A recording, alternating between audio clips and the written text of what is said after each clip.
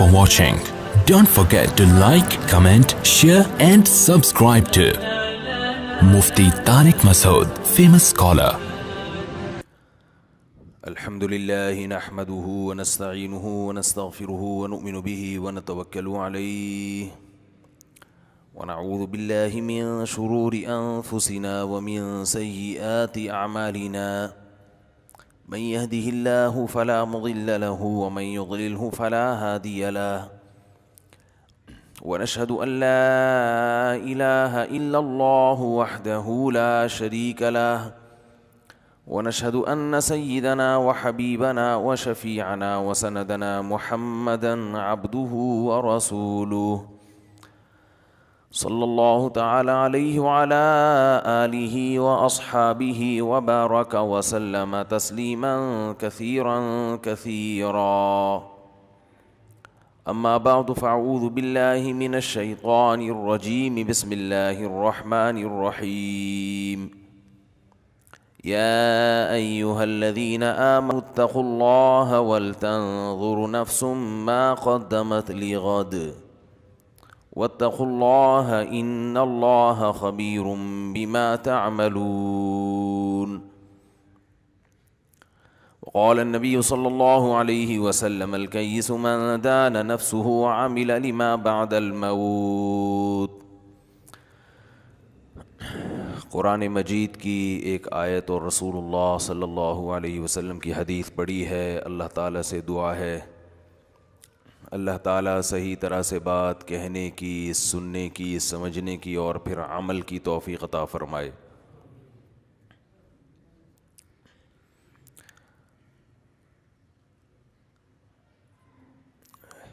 سنریہم آیاتنا فی الآفاق وفی انفسہم. اللہ نے قرآن میں فرمایا کہ ہم ان کو اپنی نشانیاں اس کائنات میں اور خود ان کی ذات میں دکھاتے رہیں گے.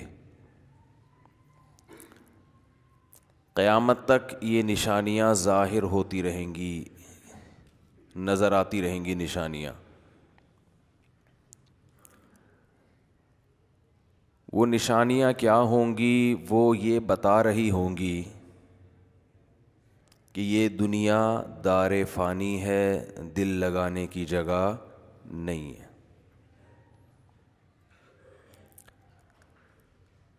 عقل مند لوگ ان نشانیوں سے عبرت حاصل کریں گے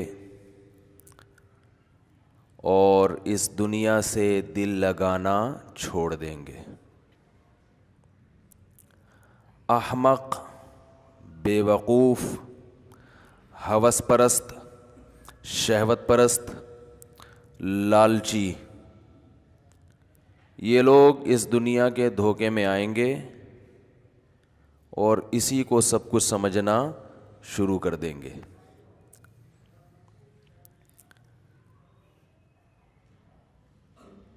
آج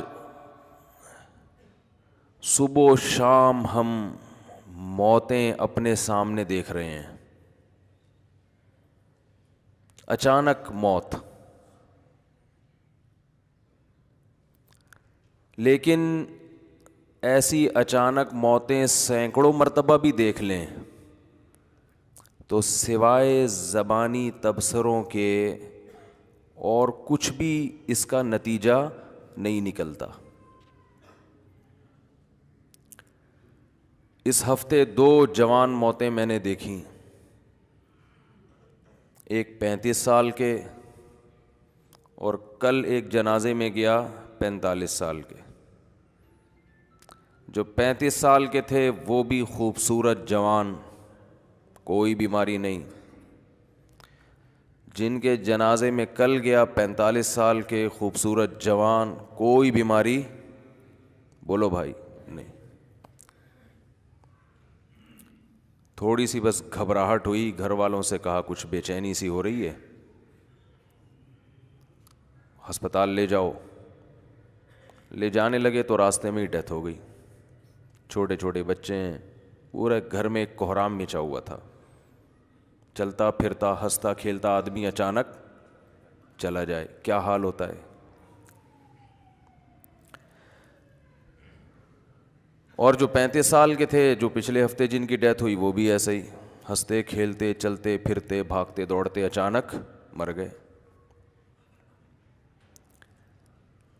تبصرے تو بہت ہوتے ہیں, یہ کیا ہو گیا, یہ یوں ہو گیا, ہارٹ اٹیک ہو گیا, فلانا ہو گیا, یہ ہو گیا, کورونا کی ہسٹری تھی, واللہ عالم کیا تھا. لیکن یہ دنیا میں ہر جگہ سب کے ساتھ ہو رہا ہے, کوئی صرف یہاں نہیں ہو رہا. ایک کرونا کا رونا روئیں گے, کل کوئی دوسری وبا آ جائے گی, یہ ختم ہوگی تو دوسری کھڑی ہوئی ہوگی سر پہ. حادثات ہوتے ہیں. اچھا بھلا آدمی صبح نہا دھو کے 3 پیس سوٹ ٹائی میں گھر سے نکلتا ہے, اور ایکسیڈنٹ کی وجہ سے اس کی موت واقع ہو جاتی ہے. میں نے ہائی وے پہ دیکھے ہیں, آپ نے بھی دیکھے ہوں گے, سر پھٹا ہوا ہے, بھیجا پڑا ہوا ہے وہاں پہ, اچھے بھلے لوگ, ان کی اپنی غلطی نہیں ہوتی, دوسرے کی غلطی سے مر جاتے ہیں. بعض دفعہ دونوں میں سے کسی کی غلطی نہیں ہوتی, گاڑی کی بریکیں ہی فیل ہو گئیں. بعض مرتبہ نیند آ جاتی ہے, حالانکہ انسان نیند پوری کر چکا ہوتا ہے, پھر بھی ڈرائیونگ کے دوران نیند آ جاتی ہے, ایکسیڈنٹ ہو جاتا ہے, مر جاتے ہیں, چیتھڑے اڑ جاتے ہیں. تو یہ سب جو ہے یہ کیا ہو رہا ہے؟ یعنی انسان تو اشرف المخلوقات ہے, اس کو تو بڑے اہتمام سے دنیا میں لایا گیا. فرشتوں کو کہا گیا اس کو سجدہ کرو. جو مہمان بڑی عزت کے ساتھ دنیا میں آتا ہے اسے اکرام کے ساتھ رخصت کیا جاتا ہے, لیکن لایا تو بڑے احترام کے ساتھ گیا.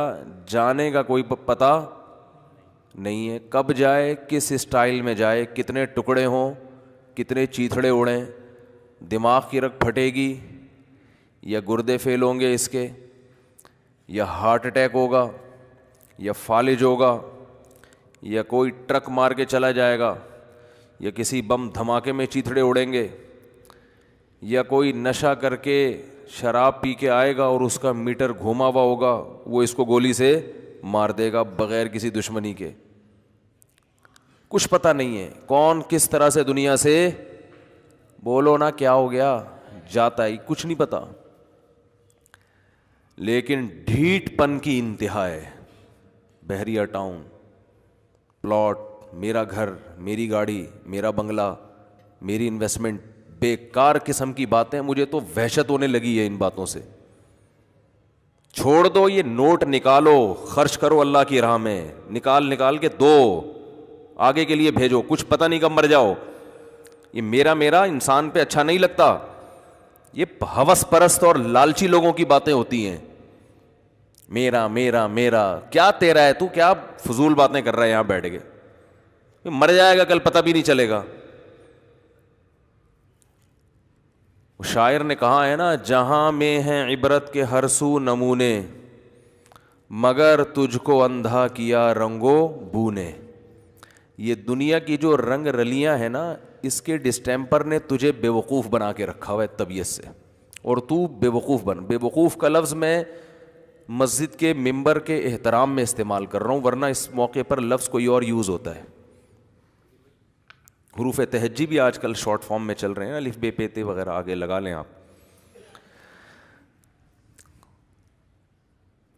طبیعت سے دنیا نے لوگوں کو کیا بنایا ہوا ہے؟ اب آپ بول لیں نا, نہیں بے وقوف کا لفظ بہت ہلکا ہے, الف بے پے تے لگائیں آگے جا, بس سمجھ گئے.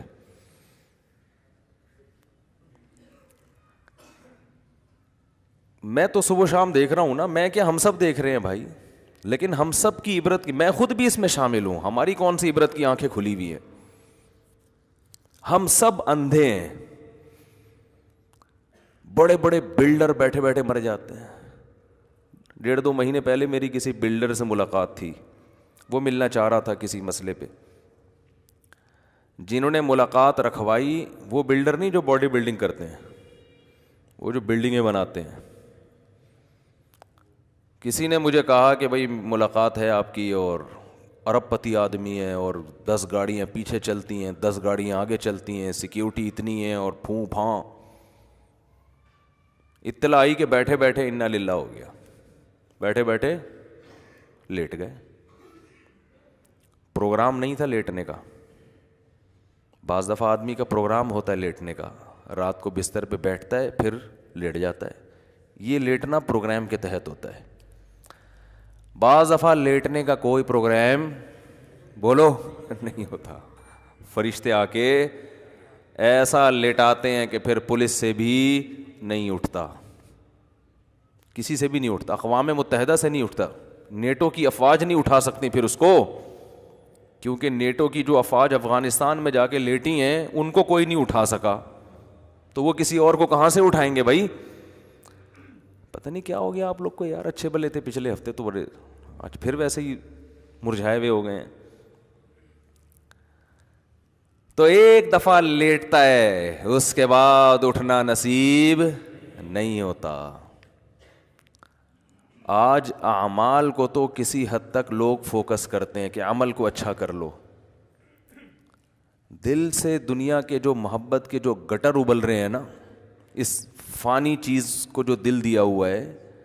ہمارے حضرت فرمایا کرتے تھے کہ بعض دیکھنے میں بڑے بڑے صوفی سے ہوتے ہیں, نیک پرہیزگار, لیکن دل میں دنیا کی محبت کے گٹر ابل رہے ہوتے ہیں. یہ تو نہیں کہیں گے کہ چشمے پھوٹ رہے ہوتے ہیں, صحیح ہے نا, چشمہ تو اچھی چیز ہوتی ہے نا, چشمے نہیں پھوٹ رہے, دنیا کی محبت کے گٹر ابل رہے ہیں, گٹر سے نہریں بہہ رہی ہیں, غلاظتیں. یہ بڑی خطرناک چیز ہے جو آج بظاہر دینداروں میں بھی ہے. بظاہر اس لیے کہ وہ دیندار حقیقت میں ہے ہی نہیں.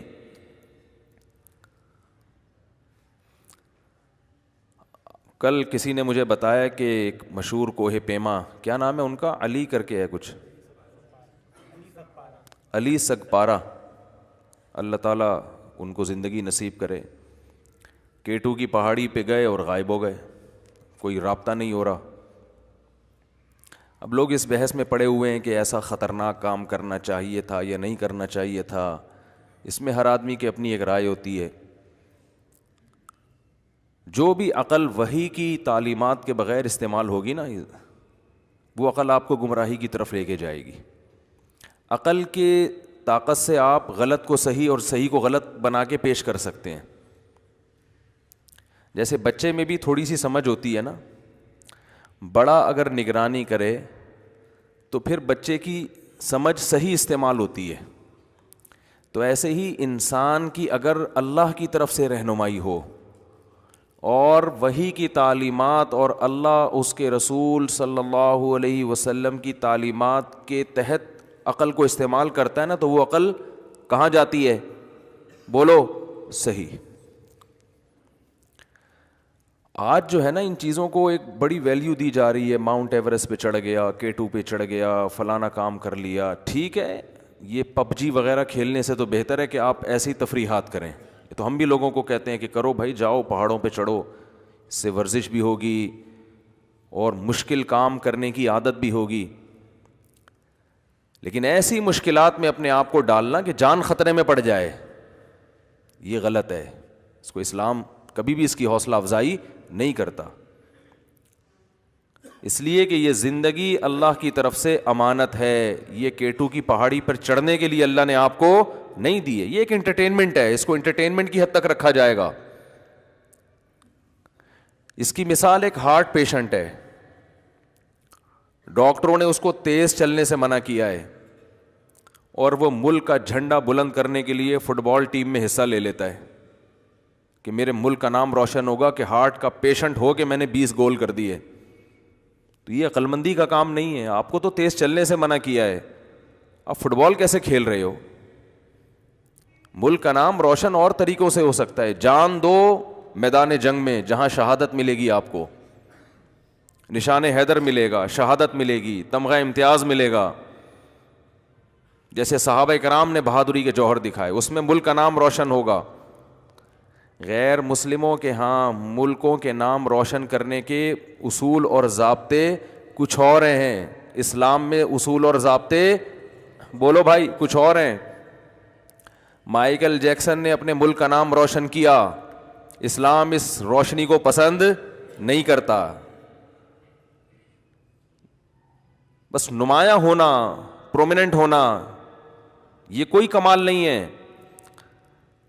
بہرحال وہ جو بھی ہیں ہمارے مسلمان بھائی ہیں, پاکستانی ہیں, انسان ہیں, اللہ تعالیٰ ان کو زندگی عطا فرمائے, وہ خیر و عافیت کے ساتھ واپس لوٹ آئیں, ہماری دعائیں ان کے ساتھ ہیں. لیکن میں ایک اصول اور ضابطے کی بات کر رہا ہوں کہ ایسے کام کرنا جس میں جان خطرے میں پڑ جائے, تو ایسے کام سے ملک کو اگر واقعتاً فائدہ ہو رہا ہے, کوئی عملی فائدہ ہو رہا ہے, صرف نام روشن نہیں ہو رہا, عملی فائدہ ہو رہا ہے, پھر تو ٹھیک ہے, پھر تو شہادت ہے. اور اگر محض ایک انٹرٹینمنٹ ہے, محض ایک مشکل کام ہے, تو اسلام پھر اس کی حوصلہ افزائی نہیں کرتا کہ بھئی آپ کو جو پیدا کیا ہے, پیدا کرنے والے نے وہ ایک ہدف دے کے پیدا کیا ہے آپ کو, وہ K2 اور ماؤنٹ ایوریسٹ کی پہاڑیاں سر کرنے کے لیے پیدا نہیں کیا آپ کو. یہ انٹرٹینمنٹ کی حد تک صحیح ہے, تفریح کی حد تک صحیح ہے, تو تفریح میں جان کو تھوڑی خطرے میں ڈالا جائے گا. گھر والوں پہ کیا گزرتی ہے ایک تفریح ہے, لیکن بیوی بچوں پہ کیا گزرتی ہے, خاندان پہ کیا گزرتی ہے, دوست احباب پہ کیا گزرتی ہے. گورے پر قیاس نہ کیا کریں اپنے آپ کو, گورے کا مقصد ہی یہ دنیا ہے, وہ تو کرے گا سب کچھ, وہ بلیڈ بھی کھائے گا, ان کے میجک شو میں بلیڈ کھا رہے ہوتے ہیں, دیکھا ہے نا آپ لوگوں نے یوٹیوب پہ, تو آج کل سب کچھ آ رہا ہے, بلیڈ کھا گیا, کیلیں کھا گیا. آئرن کے لیے بھائی آئرن کے کیپسول کھا لو, کیل کھانے کی تمہیں کیا ضرورت ہے, وہ کھا جاتے ہیں, کمال ہے. تو ایک فالتو چیز میں آپ نے اپنا ٹائم ویسٹ کیا. خیر یہ میرا موضوع نہیں ہے. تو میں یہ عرض کر رہا تھا کہ اللہ تعالیٰ نے عبرت کے اتنے نمونے دنیا میں رکھے ہیں, بیٹھے بیٹھے لوگ مر جاتے ہیں, ہارٹ اٹیک ہو جاتا ہے, کوئی وبائیں آتی ہیں, ایک وبا آتی ہے اور لاکھوں لوگوں کو لپیٹ کر لے جاتی. سیکیورٹی کے تمام تر انتظامات کے باوجود دھماکے ہو جاتے ہیں, وہی گارڈ آپ کی موت کا سبب بن جاتا ہے جس کو آپ نے حفاظت کے لیے رکھا تھا. یہ سب جگہ ہوتا ہے, صرف ہمارے یہاں نہیں ہوتا. جہاز گر جاتے ہیں, کریش ہو جاتے ہیں.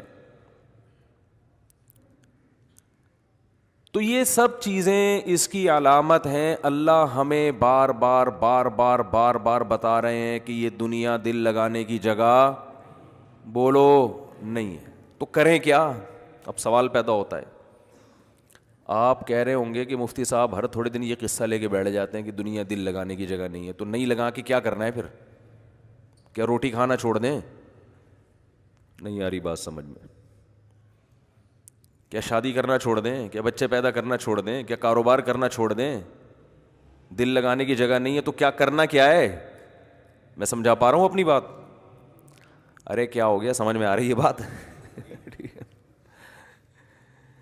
بھائی سوال یہ پیدا ہوتا ہے دل نہیں لگانا, تو کیا کریں؟ دل نہ لگا کے کمانا تو ہے, دکان پہ تو پھر بھی بیٹھنا ہے, دکان بند کر دیں کیا؟ وہ ایک ٹیچر تھے یہاں, انگلش لینگویج ٹیچر, تو وہ انہوں نے اپنا واقعہ سنایا کہ وہ بچوں کو پڑھا رہے تھے, تو بچے بار بار کہہ رہے تھے کہ آپ ہم سے فیس لیتے ہیں اور آپ یوں کر رہے ہیں, آپ دیکھیں ہم فیس تو پوری دیتے ہیں. تو کہتے ایک دن مجھے غصہ آیا, میں نے کہا کہ فیس دے کے تم نے مجھے خرید لیا ہے کیا؟ ٹھیک ہے نا, فیس دیتے ہو تو اس کے بدلے میں تمہیں جتنی فیس بنتی ہے اس حساب سے پڑھا رہا ہوں.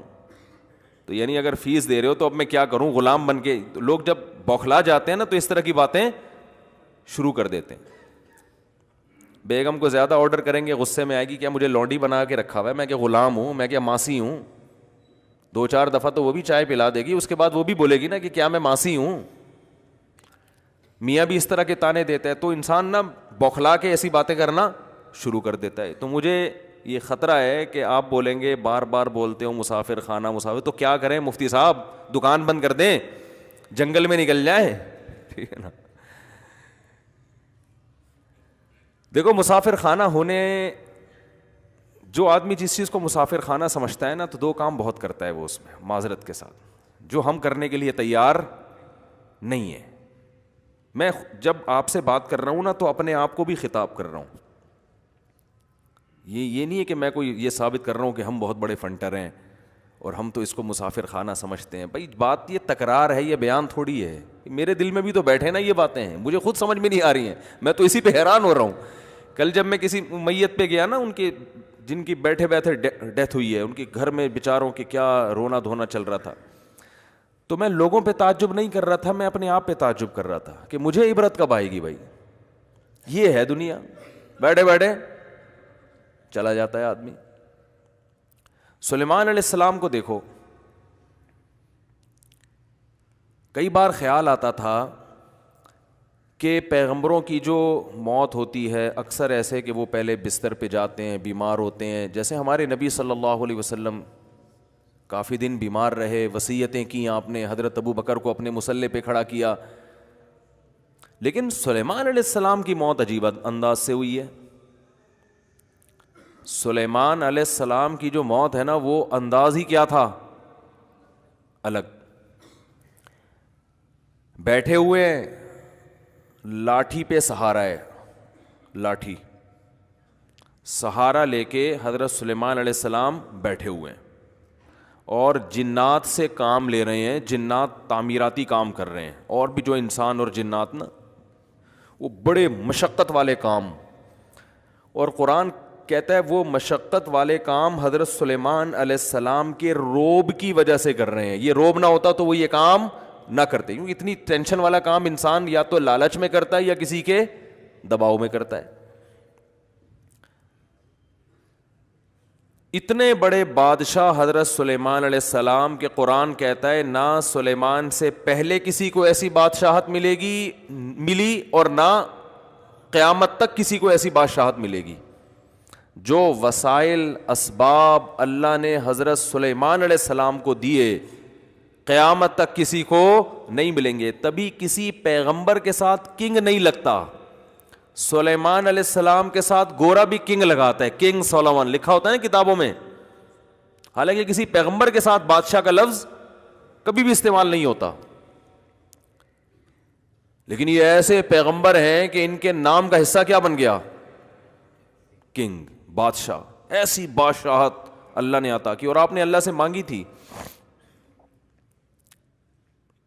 آپ کا جو تخت تھا بڑا عالیشان، ہیرے جواہرات لگے ہوئے اس میں، آپ کا جو تاج تھا جو بادشاہ اس زمانے میں پہنا کرتے تھے، بہت مہنگا تاج تھا وہ. اتنے وسائل دیے کہ ملکہ سبا وہ حیران ہو گئی. اور ملکہ سبا نے جب سلیمان علیہ السلام کو کی دعوت پر ہدیے بھیجے ہیں کہ بھئی ہدیے لے لو، مجھے نہ بلاؤ، تو اتنے مہنگے ہدیے تھے، تو سلیمان علیہ السلام نے فرمایا ما آتانی اللہ خیر مما آتاکم. یہ جو تم ہدیے اور گفٹ دے کر یہ سمجھ رہی ہو کہ مجھے نیچا دکھانے کے لیے، تو اللہ نے مجھے جو کچھ دیا ہے وہ اس سے بہت زیادہ ہے، یہ کچھ بھی نہیں ہے، لے جا واپس. وہ قاصد کو بولا نکل لے پتلی گلی سے. پتلی گلی سے تو نہیں بولا، یہ میں بول رہا ہوں، فوراً نکل لے یہاں سے. فَلَنَأْتِيَنَّهُمْ بِجُنُودٍ لَا قِبَلَ لَهُمْ بِهَا. اور کہا کہ ملکہ سبا سے کہا کہ انسان کی بچی بن کے چلی آ. حاکم کو کہہ رہے ہیں، ایک کنٹری کے بادشاہ کو کہہ رہے ہیں کہ تو اور اپنی فوج کے ساتھ تمیز سے بولو واپس. تو پاور ہوگی تو یہ سٹائل ہوگا نا بات کرنے کا. کیا کریں یار، پھر بات سے بات نکلتی ہے. دیکھو جس کے پاس پاور ہوتی ہے اس کا سٹائل کچھ اور ہوتا ہے بات کرنے کا. پاور نہیں ہوتی تو سٹائل کیا ہو جاتا ہے، چینج ہو جاتا ہے.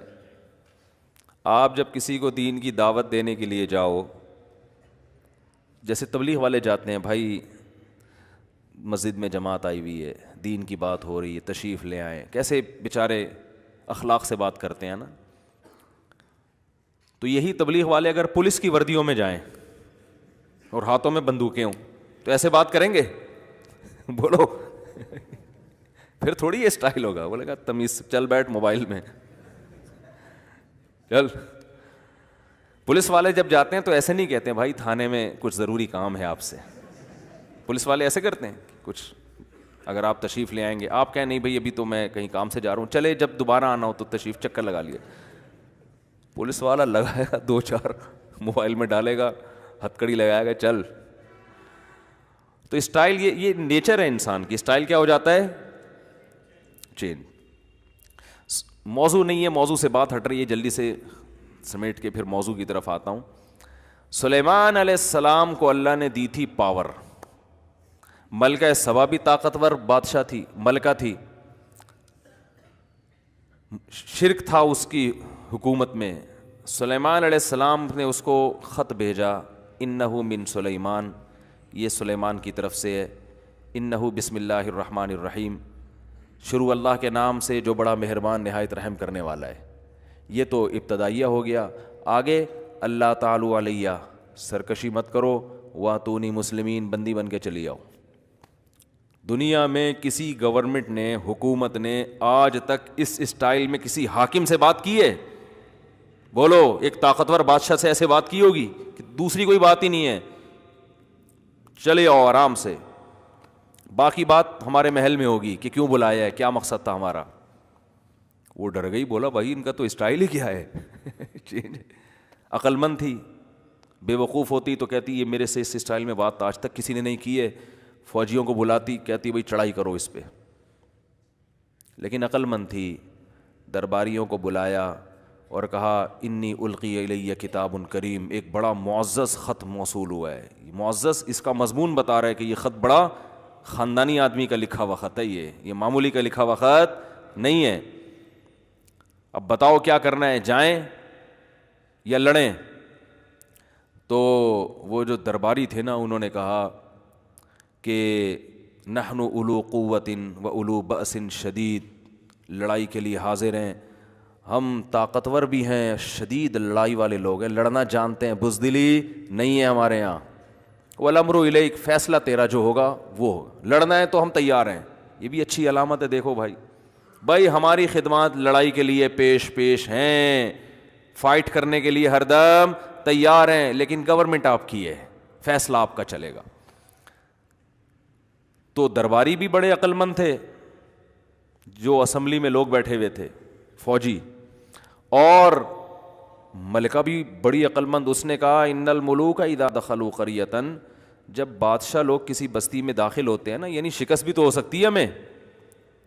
یہ کوئی کتاب میں لکھا ہے کہ ہمیں فتح ہی ہوگی؟ ہمیں کیا پتا وہ کتنے پاورفل ہیں. آج بس جذباتی لوگ جو ہے نا دین کا بیڑا غرق کرتے ہیں, کہتے ہیں اس کو مت دیکھو, بس اللہ پہ توکل کرو, اور ایسی کی تیسی. اسلام آپ کو گراؤنڈ ریئلٹی, زمینی اسباب دیکھنے کا حکم دیتا ہے. خیر, تو جلدی سے سمیٹتا ہوں. وہ اس نے کہا کہ بھئی نہیں, پہلے ہم ان کو آزمائیں گے, یہ لالچی لوگ ہیں تو ہدیہ ودیہ دے کے چپ ہو جائیں گے, اور اگر یہ ویژنری لوگ ہیں, واقعی اللہ کی توحید کی طرف بلا رہے ہیں, تو پھر یہ ہدیوں سے خوش نہیں ہوں گے. کسی مفتی کے پاس جاؤ طلاق کا فتویٰ لینے نا, پہلے ہدیہ دے دو. تو اگر وہ 2 نمبر آدمی ہوگا نا تو وہ آپ کے مرضی سے جواب دے گا. 1 نمبر ہوگا تو ہدیہ دو یا نہ دو, وہ جواب وہ دے گا جو کس کے مطابق ہوگا, شریعت کے مطابق. تو آج کل طلاقوں کے مسائل میں لوگوں نے بہت ہیر پھیر شروع کر دی ہے. خیر, آخرت بھی آئے گی ایک دن. یہ جو 3 طلاقیں دے کے ایک کروا کے لے آتے ہو نا اہل حدیث علماء سے, یہ سب لٹکے ہوئے ہوں گے قیامت کے دن. ہاں, یہ بتا دوں, کسی اہل حدیث عالم کو اجازت نہیں ہے کہ وہ زنا کی اجازت دے دے. 3 طلاقوں کے بعد بیوی حرام. کوئی قرآن و حدیث میں ایسی دلیل نہیں ہے جس سے پتہ چلتا ہو کہ 3 طلاقیں ایک ہوتی ہیں. 100% غلط ہے. کسی کے سمجھ میں نہ آئے, میرے پاس بٹھا دو, لائیو کیمرہ آن کر دو, میں دودھ کا دودھ پانی کا پانی 2 منٹ میں کر دوں گا انشاءاللہ. میں نے ایک اہل حدیث عالم کو یہ اپنے طلاق کے مسائل پر ایک کلپ ریکارڈ کروا کے بھیجا. میں نے کہا حضرت اس کا جواب دیں. کہنے لگے یار یہ 1400 سال سے اختلافی مسئلہ چلا آ رہا ہے, یہ مسئلہ حل نہیں ہوگا جو جس رائے پر عمل کر رہا ہے. میں نے کہا ایسا نہیں ہے, 1400 سال سے اختلافی نہیں ہے. صحابہ تابعین میں اجماعی مسئلہ تھا, بعد میں چند لوگوں نے اختلاف کیا ہے اور ان کے پاس کوئی مضبوط دلیل نہیں ہے. تو اہل حدیث علماء کے احترام کے باوجود, میں نہیں کہتا کہ وہ معاذ اللہ جہنمی ہے یا گمراہ ہے, میں یہ دعوے نہیں کرتا, ان کے احترام کے باوجود طلاق کے مسئلے میں اہل حدیث عالم سے فتویٰ لینا جائز نہیں ہے. کوئی اہل حدیث مسلک پہ بھی عمل کر رہا ہے تو بھی 3 طلاقیں دے کے بیوی کو رکھا ہوا ہے تو خدا کے غضب اور عذاب سے ڈرے. وہ قرآن نے صاف طور پر کہا ہے کہ تیسری طلاق کے بعد بیوی حلال نہیں ہے. یہ بہت زیادہ یورپ میں, امریکہ میں بہت پھیل گیا یہ مسئلہ.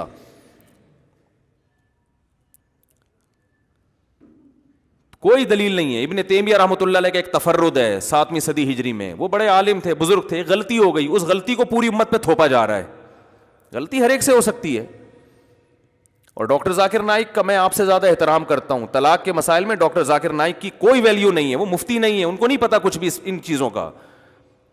وہ اپنی فیلڈ کے امام ہیں, ان سے آپ اس کے بارے میں پوچھو. مسائل کام یہ ڈاکٹر ذاکر نائک کا نہیں ہے. لوگوں نے ایک اور مسئلہ بھی ڈاکٹر ذاکر نائک سے, وہ جو حیا کے خلاف ہے مسئلہ ہینڈ پریکٹس جس کو کہا جاتا ہے, وہ بھی ڈاکٹر صاحب کا ایک فتویٰ ہے کہ مکروہ ہے, کچھ مجبوری میں کچھ تھوڑا سا نرم الفاظ ہیں. ایسا بھی نہیں ہے. قرآن نے صاف طور پہ کہا ہے 2 ٹوک لفظوں میں, فمن ابتغى وراء ذلك, جو اس راستے کے علاوہ, یعنی بیوی کی طرف اللہ نے گویا اشارہ کیا ہے, جو بیوی کے علاوہ اپنی خواہش کسی بھی طریقے سے پوری کرے گا, یہ لوگ اللہ کی حدود سے تجاوز کرنے والے ہیں. رہا مسئلہ کہ فلاں کا فتویٰ بھی ہے, فلاں صحابی کا, دیکھو فتوے ہر جگہ ہر طرح کے مل جاتے ہیں. شاذ اقوال ہوتے ہیں جن پر امت نے عمل نہیں کیا ہوتا. ایسے تو عبداللہ بن عباس سے متع کا جواز بھی ثابت ہے, اگرچہ انہوں نے رجوع کیا اس سے بعد میں, تو فتویٰ تو وہاں سے ایک روایت تو مل گئی نا. روایتیں تو کہیں نہ کہیں سے مل جاتی ہیں. یہ علماء کو پتا ہوتا ہے کہ کون سی روایت اس قابل ہے کہ اس کو آپ قابل اعتنا سمجھتے ہیں, اور کون سی اس قابل ہے کہ اس پر امت نے عمل نہیں کیا, وہ بالکل اس لائق نہیں ہے کہ اس پر عمل کیا جائے. قرآن نے صاف طور پہ کہا ہے فمن ابتغى وراء ذلك, اور قرآن نے یہ نہیں کہا فمن ابتغى وراءه کہ زوجہ کے علاوہ کوئی اور راستہ اختیار کرو گے تو وہ حرام ہے. یہ نہیں کہا. ذالک اس میں اشارہ, دس, جیسے انگلش میں دس کا لفظ ہے نا, یہ ہاتھ سے اشارے کے وقت بولا جاتا ہے. اللہ فرماتے ہیں گویا بیوی کی طرف اللہ اشارہ کر رہے ہیں, اس کے علاوہ کسی اور طرح سے خواہش پوری کی تو یہ فتویٰ اللہ دے چکا ہے قرآن میں. اس کے علاوہ کسی اور طرح سے خواہش پوری کی, یہ لوگ اللہ کی حدود کو بولو توڑنے والے ہیں, حد سے تجاوز کرنے والے ہیں. اس میں ہینڈ پریکٹس بھی داخل ہے. اور میں پھر بتا دوں, میں جب ڈاکٹر صاحب سے اختلاف کر رہا ہوں, ہرگز ان کی توہین مقصود نہیں ہے. وہ کام کر رہے ہیں جو ہم نہیں کر رہے. کسی کی رائے سے اختلاف کرنے کا مطلب یہ نہیں ہوتا کہ آپ اس کو غلط سمجھتے ہیں, لیکن ہر ایک کی اپنی فیلڈ ہوتی ہے, اسی فیلڈ میں اس کے ماہرین سے رابطہ کیا جاتا ہے. مسائل ڈاکٹر ذاکر نائک کی فیلڈ نہیں ہے. بہت لوگ طلاقیں دے کے بیویوں کو رکھا ہوا ہے, اور جب ان سے کہو تو کہتے ہیں ڈاکٹر ذاکر نائک سے ہم نے خود سنا ہے. تو قرآن و سنت اس بارے میں 2 اور 2 4 کی طرح واضح ہیں.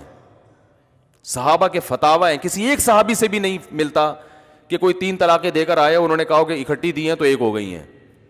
تو زبان پہلے سوچ سمجھ کے استعمال کرو, غصے پہ کنٹرول کرو, اور اگر زبان سے یہ فائر ہو گیا ہے تو اب بیویاں حلال فتوے لے کے حلال نہیں کراتے پھرو. اور خاندان والوں کا بھی فرض بنتا ہے کہ اگر کسی نے 3 طلاقیں دے کے بیوی کو رکھا ہے اس کو بائیکاٹ کریں. بولے یہ تمہارے لیے نامحرم عورت ہے, تم کس بیس پہ اس کو رکھ رہے ہو, کیونکہ خدا کا غضب پھر سب پر آتا ہے. کھلے عام ایک معاشرے میں جرم ہو رہا ہے اور آپ اس میں جناب اس میں کمپرومائز کر لیں, یہ غلط ہے, آپ بائیکاٹ کریں. جہاں ہمیں اللہ کے لیے محبت کرنے کا حکم ہے وہاں اللہ کے لیے بغض کا بھی اسلام نے حکم دیا ہے. اللہ سے محبت جبھی کامل ہوتی ہے جب محبوب کے لیے محبت بھی رکھی جائے اور محبوب کے لیے نفرت بھی کی جائے. ایک کام نہیں ہوتا کہ صرف محبت تو محبوب کے لیے ہو رہی ہے لیکن محبوب کے لیے نفرت کرنے کا بھی حکم ہے. تو اس طرح تو یہ معاشرہ ہمارا آہستہ آہستہ بالکل لبرل ہو جائے گا, کیونکہ اہل حدیث کے تو اتنے اقوال ملتے ہیں آپ کو. وہ تو کہتے ہیں, ان میں کہتے ہیں بعض اہل حدیث کہتے ہیں 3 طلاقیں اکٹھی 3 ہوتی ہیں, بعض کہتے ہیں اکٹھی 3 1 بھی نہیں ہوتی, کیونکہ آپ نے ہم بستری کر لی بیوی سے طہر میں تو 1 بھی نہیں ہوگی. بعض کہتے ہیں دوسرے طہر میں ہوگی بشرطے کہ پہلی سے رجوع کیا ہو. تو اتنے سارے اقوال ہیں اور کسی پر بھی کوئی قرآن و سنت میں مضبوط دلیل نہیں ہے. تو اس لیے چاروں اماموں کا فقہ مذہب ہے, حنفی, مالکی, شافعی, حنبلی, چاروں اماموں کا متفقون علیہ قول ہے. محدثین کا یہ, امام بخاری کا بھی یہی مذہب ہے کہ 3 اکٹھی 3 ہی ہوتی ہیں. محدثین کا بھی یہ مذہب ہے, صحابہ کا بھی ہے, تابعین کا بھی ہے. کہاں سے آپ نے یہ مسئلہ نکال لیا؟ تو اللہ کی حدود سے دیکھو, دنیا میں کچھ نہیں ہوتا. دنیا میں تو لوگ طوائف خانے بھی جا رہے ہیں, صبح و شام زنا کرتے ہیں, کچھ بھی نہیں ہوتا. ڈے آف ججمنٹ جو ہے نا وہ قیامت ہے. بار بار کہتے ہیں انما نؤخرهم لیوم تشخص فیہ الابصار, ہم سزا اس لیے نہیں لے رہے کہ ہم نے ایک دن رکھا ہوا ہے سزا کا, جس دن آنکھیں پھٹی کی پھٹی رہ جائیں گی. خدا کے غضب کو دعوت مت دو. پہلے لوگوں میں بڑی غیرت ہوتی تھی, اب اپنے ذاتی معاملات میں تو بڑی غیرت ہے. کوئی آپ کے 1,00,000 روپے کھا کے بیٹھ جائے دشمنی پہ اتر آؤ گے. خونی رشتوں کو ختم کر دو گے, وہاں صلہ رحمی یاد نہیں آتی کہ رشتہ داری جوڑنی ہے. لاکھ لاکھ روپے پہ لوگ منہ بنا کے بیٹھ جاتے ہیں. جہاں شریعت کا مسئلہ آئے گا, میں لوگوں کو کہتا ہوں 3 طلاقیں دیکھے آپ کے بیٹے نے رکھا ہے, اپنے بیٹے کو گھر سے نکالو. کہتے ہیں نہیں میرا خون ہے, میرا جگر ہے. میں کہتا ہوں آپ کے بھائی نے 3 طلاقیں دے کے بیوی کو رکھا ہے, بائیکاٹ کرو بھائی کا. کہہ رہے نہیں میرا جگر ہے, میرا خون ہے. یہ جگر یہ خون قیامت کے دن کام نہیں آئے گا. اس سے تو کلچر خراب ہو رہا ہے. آپ جو اسلامی ایک تعلیمات صدیوں سے چلی آ رہی ہے ان کا بیڑا غرق ہو رہا ہے. اسی طرح کسی نے عدالت سے خلا لے کے کسی عورت نے کسی اور مرد سے نکاح کر لیا, اس عورت کا بھی بائیکاٹ کرو. اس کو بتاؤ کہ اس خلا کو پہلے کہیں مفتی سے پوچھو یہ شریعت کے مطابق ہے بھی یا نہیں ہے. کسی ادارے سے, فرد سے نہیں. افراد کی اپنی اپنی رائے ہوتی ہیں. باقاعدہ پراپر دینی ادارہ ہونا چاہیے, انسٹیٹیوٹ ہونا چاہیے کوئی دینی, جہاں محققین بیٹھے ہوئے ہوں. ورنہ آج تو پتھر اٹھاؤ مفتی نکلتا ہے. مفتی عبدالقوی کو بھی لوگوں نے مفتی بنا دیا. اب آپ مفتی عبدالقوی صاحب سے فتویٰ لے کے رکھو گے کیا اس کو؟ پتھر اٹھاؤ مفتی نکل رہا ہے. باقاعدہ ادارہ ہونا چاہیے. بڑے بڑے ادارے ہیں دینی, ان سے فتویٰ لو کہ عدالت نے جو یہ خلا دیا ہے یہ شریعت میں درست ہے بھی یا نہیں ہے. بعض دفعہ درست بھی ہوتا ہے, پھر ٹھیک ہے. نہیں لیا فتویٰ, بولو جج کو یہ اختیار نہیں ہے کہ وہ کسی کی بیوی کو شوہر پر حرام کر دے. جج کو اللہ نے رائٹ ہی نہیں دیا ہے. بیویوں پہ تھوڑی اللہ نے حکومت کو کنٹرول دیا ہے کہ گورنمنٹ جب چاہے آپ کی بیوی کو آپ بیگم عدالت. اور کس بیس پہ عورتیں عدالت پہنچ رہی ہیں؟ کہیں عشق ہو گیا, کوئی وسیم اچھا لگ رہا ہے, ستار اچھا لگ رہا ہے, عدالت میں جا کے کہا مجھے خلا چاہیے. عدالت بیٹھے ہوئے ایک ڈاکومنٹ لیپ ٹاپ میں نا ان کے پہلے سے رکھے ہوئے, اس میں نام ڈالنا ہوتا ہے بس. سمجھ رہے کہ نہیں سمجھ رہے بھائی؟ وہ نام پرانا والا نام ہٹا کے منشی کو کہہ دیتے ہیں یہ والا نام, وہ کمپوزر وہ والا نام ڈال دیتا ہے, خلا کے سائن, اور چل بھائی کہیں اور شادی کرو جا کے. تو یہ زنا ہے. ایک زنا کو زنا سمجھ کے کیا جاتا ہے, ایک زنا پہ حلال کا لیبل لگا دیا جاتا ہے. ایسا نہیں ہے اسلام میں. عورت کو زبردستی اس سے نکاح نہیں ہو سکتا. آئے گی اپنی مرضی سے, جائے گی شوہر کی مرضی سے. شوہر کے طلاق دیے بغیر نہیں جا سکتی کہیں بھی وہ. اور اگر آپ کو لگتا ہے کہ اسلام کا یہ حکم ظالمانہ ہے تو چھوڑ دو اسلام کو. کوئی لا اکراہ فی الدین, کوئی زبردستی نہیں ہے, چھوڑ دو اسلام کو. پھر لیبل نہ مت لگاؤ. اس لوگ کہتے ہیں یار یہ تو اسلام میں ظلم ہے کہ مرد کو طلاق کا اختیار دیا ہے, عورت اپنی مرضی سے کہیں اور شادی نکاح کے بعد کر ہی نہیں سکتی. اس میں حکمتیں کیا ہیں یہ میرا ٹاپک نہیں ہے. میں کئی بار اس پر بیان کر چکا ہوں کہ مرد کو رائٹ کیوں دیا گیا ہے, عورت کو حق کیوں نہیں ہے. اس میں حکمتوں کو ابھی چھوڑ دیں آپ. لیکن یہ تمام مکاتب فکر کے نزدیک قرآن و سنت میں بہت واضح ہے یہ بات, اجماع ہے پوری امت کا کہ عورت آئے گی اپنی مرضی سے, جائے گی کس کی مرضی سے؟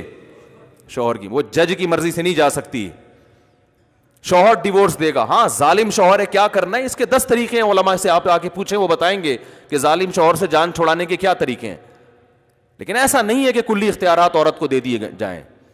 اب اگر آپ کو یہ لگتا ہے کہ عورتوں کو لگتا ہے کہ یہ اسلام کا حکم بڑا ظالمانہ ہے کہ اللہ نے ہمارے ہاتھ سے ڈیورس کا اختیار ہی چھین لیا اور جج کے ہاتھ سے بھی اللہ نے اختیار چھین لیا, تو خواتین پر کوئی پابندی نہیں ہے کہ وہ اپنے آپ کو کیا شو کریں؟ مسلم. وہ بولتے ہیں ہم ایتھیسٹ ہیں, ہم اسلام کو نہیں مانتے. لیکن پھر آپ کے ساتھ پھر ہر طرح کی ڈیلنگ اسی حساب سے ہوگی. پھر آپ کو مسلمانوں کے قبرستان میں دفن, یار ایک تو بول نہیں رہے یافی بھائی, یہ بڑا مسئلہ ہے. پھر آپ کو مسلمانوں کے قبرستان میں دفن نہیں کیا جائے گا. آپ سے کوئی مسلم شادی نہیں کرے گا, کیونکہ غیر مسلم کا غیر مسلم عورت سے نکاح نہیں ہوتا. اور پھر آپ کی نماز جنازہ نہیں ہوگی. پیڑے کھانے کے لیے مسلمان بنے ہوئے ہیں, جنازہ بھی پڑھوائیں گے, مسلمانوں کے قبرستان میں دفن بھی ہوں گے, غسل بھی دلوائیں گے, اور شادی بھی مسلمانوں میں کریں گے, طریقہ بھی مسلمانوں والا ہوگا, وراثت بھی لیں گے. کیونکہ اگر آپ غیر مسلم ہیں تو آپ کو باپ کی وراثت نہیں ملے گی. اسلام غیر مسلم کو وراثت نہیں دیتا. وہ کہتا ہے تم غیر مسلموں سے لو وراثت. مسلمان کی وراثت اس کی مسلمان اولاد میں ٹرانسفر ہوتی ہے, جو غیر مسلم اولاد ہے اس کو وراثت نہیں ملتی. تو ان تمام حقوق سے آپ کو محروم کیا جائے گا. آپ گوروں سے شادی کریں جا کے, ان کے ہاں عورت کو بھی طلاق کا حق حاصل. ارے ہوتا ہے بولنے میں کیا جا رہا ہے, گوروں کے ہاں عورت کو بھی طلاق کا حق حاصل ہے. آپ ہندو ہو جائیں, آپ عیسائی ہو جائیں, آپ شناختی کارڈ کے خانے سے اسلام نکلوائیں. یہ منافقانہ روش چھوڑ دیں. عورتیں آتی ہیں بات کرتی ہیں, بھائی کیوں ہم پہ کیوں ظلم کیا اللہ نے, ہمیں طلاق کا حق نہیں ہے, ہم کیا کریں, ہم باؤنڈ ہو گئے. اور اس طرح کی باتیں, مرد مزے اڑاتا رہے, ہم باؤنڈ ہو گئے, اس طرح کی باتیں. تو میں ٹو دا پوائنٹ بات کرتا ہوں کہ بھئی آپ کو اسلام سمجھ میں نہیں آتا، چھوڑ دو، چھوڑ دو، آپ ہندو بن جاؤ، آپ عیسائی بن جاؤ، کچھ بھی بن جاؤ، لیکن پھر آپ کو اسلام نے جو اس مسلمانوں کو پروٹوکول دیا ہے وہ آپ کو بولو نہیں ملے گا. پیڑے کھانے کے لیے ہر آدمی مسلمان بنا ہوا ہے، جہاں اپنے مفاد پہ زد پڑتی ہے وہاں انگریز بنے ہوئے ہیں. وہاں کیا بنے ہوئے ہیں؟ انگریز. اور یہ ہر ایک کے ساتھ ہے، مردوں میں بھی ہے، یہ سبھی کا کلچر چل رہا ہے. جہاں اسلام میں فائدہ وہاں مسلم. آپ عجیب حیران ہوں گے، جب یہ شرعی عدالت تھی نا، مفتی تقی عثمانی صاحب اس کے جج تھے، ضیاء الحق نے ایک لا بنایا تھا نا کہ کوئی بھی فیصلہ اگر لگتا ہے کسی شخص کو کورٹ کا یہ فیصلہ شریعت کے خلاف ہے تو وہ وفاقی شرعی عدالت میں اس کے خلاف کیس کرے اور قرآن و سنت سے ثابت کرے کہ یہ شریعت کے کیا ہے خلاف، تو وفاقی شرعی عدالت اس قانون کو کیا کر دے گی؟ بولو چینج. کمال کی بات پتہ ہے کیا ہے کہ وفاقی شرعی عدالت میں سینکڑوں کیسز آئے اور بہت سارے قوانین پاکستان کے اس بیس پر الحمدللہ چینج ہو گئے جو غیر شرعی تھے، لیکن وہ کیس کرنے والوں میں زیادہ تر مذہب دشمن لوگ تھے. سمجھ میں نہیں آ رہی بات میرا خیال. مذہبی لوگوں نے کم کیسز دائر کیے ہیں، جو مذہب دشمن لوگ تھے، لبرل قسم کے لوگ تھے، انہوں نے وفاقی شرعی عدالت کے ذریعے بہت سے قوانین کو اسلام کے مطابق کروا لیا. آپ حیران ہوں گے، حیرانگی کی بات ہے یا نہیں ہے؟ وہ اس لیے کروا لیا کہ ان کو یہ لگا کہ یہاں اسلام ہمیں سپورٹ کر رہا ہے. جیسے عدالت نے فیصلہ کیا نا ان کے خلاف، تو ان کو لگا کہ اب ہم سپریم کورٹ میں بھی نہیں جا سکتے کیونکہ وہ بھی یہی فیصلہ کرے گی. لیکن پھر انہوں نے اسلام کا مطالعہ کیا تو پتہ چلا کہ اسلام کس کے فیور میں جا رہا ہے؟ بولو نا بھائی، ان کے فیور میں. تو انہوں نے وفاقی شرعی عدالت سے رابطہ کیا، پھر کیس دائر کیا اور قرآن و سنت کے علماء سے پوچھ کے دلائل دیے اور اپنے حق میں فیصلہ کروا لیا. تو کیا مطلب کہ لبرل آدمی بھی اسلام کی طرف آ جائے گا جب اس کا اپنا مفاد ہو. تو ہمارا اسلام بس اپنا والا چل رہا ہے کہ جہاں میرا فائدہ ہو وہاں میں مسلمان ہوں،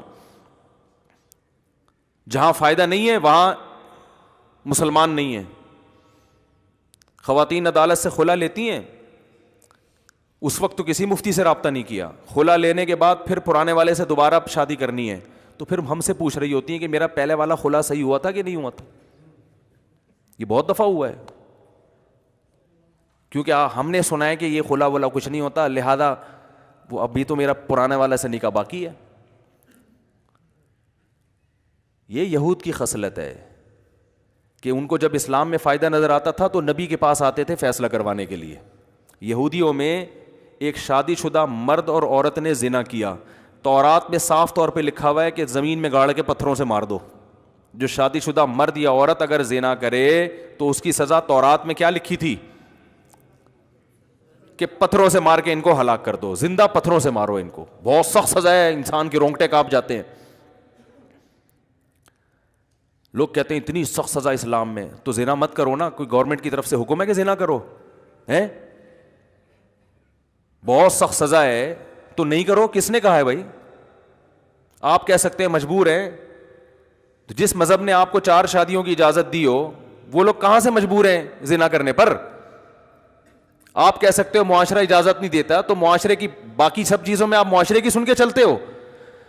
کیا ہو گیا میرے بھائی، کیوں سمجھ میں نہیں آ رہی بات؟ باقی تمام چیزوں میں پبلک سے پوچھ کے زندگی گزارتے ہو. معاشرہ کہتا ہے صبح جلدی اٹھنا چاہیے، اٹھتے کتنے بجے ہو صبح؟ یعنی معاشرے سے مراد جتنے پڑھے لکھے لوگ ہیں سب یہی کہہ رہے ہیں صبح صبح کب اٹھنا چاہیے. تو آپ کب اٹھ رہے ہوتے ہو؟ 2:45 بجے کراچی میں، ٹھیک ہے نا، 2:45 2:45 بجے ناشتہ ہو رہا ہے لوگوں کا. جب اپنا مفاد، دنیا کا مفاد ہوتا ہے، کوئی کسی کو نہیں پوچھتا. میں نے دیکھا ہے آپ کا امریکہ کا ویزا آ گیا، آپ کو وہاں جاب مل گئی، بڑا مزہ آ رہا ہے، بھاگ رہے ہیں، ماں باپ روتے روتے پاگل ہو جائیں گے. اولاد کہتی ہے اب ہم جا رہے ہیں بھائی، میں اپنا فیوچر نہیں تباہ کر سکتا. ماں باپ کو چھوڑ کے چلے جاتے ہیں. تو چونکہ خدا کا خوف نہیں ہے، برائی کی دل میں برائی نہیں ہے، آخرت کے انتقام کا خوف نہیں ہے، اس لیے یہاں آ کے کیا بن جاتے ہیں؟ بولو گھننے. گھننا کہتے ہیں اوپر سے بڑا نیک لگتا ہے، شریف، کہ جب ہم تو مجبور ہیں، ایسی باتیں کر رہے ہوتے ہیں نا. اصل میں ایکچولی آپ کو پتہ ہے مفتی صاحب، کلچر اور معاشرہ اس طرح کی انگلش بھی مار رہے ہوں گے اور باڈی لینگویج بھی لگ رہا ہے کہیں سے کورس کیا ہوا باقاعدہ باڈی لینگویج, ایکچولی یہ وہ ایکچولی کر کر آ گئے, بیڑا غرق سا. ہمارے استاذ فرمایا کرتے تھے کہ یہ دیندار بننے کے بعد پتہ نہیں یہ لوگوں کو ہو کیا جاتا ہے, ہر ایک سے ڈرنے لگتے ہیں. کہا کہ اگر جب یہ دیندار نہیں ہوتے تو ان میں ہر لڑکا گلی محلے کا دادا بنا ہوا ہوتا ہے, ہر ایک کو ڈرا رہا ہوتا ہے, کسی سے ڈرتا نہیں ہے. جہاں داڑھی آئی, تھوڑی شلوار اوپر ہو گئی, تبلیغ میں وقت لگا, ایسا بن جاتا ہے کہ اب ہر ایک اس کو ڈرا رہا ہوتا ہے, اس سے بھی ڈر رہا ہے, اس سے بھی ڈر رہا ہے. ایک عجیب سا جیسے وہ بھیگی ہوئی بلی ہوتی ہے نا, ٹھٹری ہوئی بلی, ایسا بن جاتا ہے. کہا ان کو ویسے محلے میں چھوڑ دو تو ان سے بڑا بدماش اور دادا کوئی ہے نہیں.